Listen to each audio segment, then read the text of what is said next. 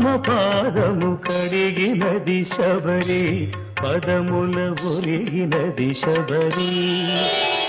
ప్రేమ మీరగ రాముడప్పుడు శబరి తల్లి కనులు తుడిచి కోరి కోరి శబరి కొరికిన దూర పండ్లను ఆరగించే.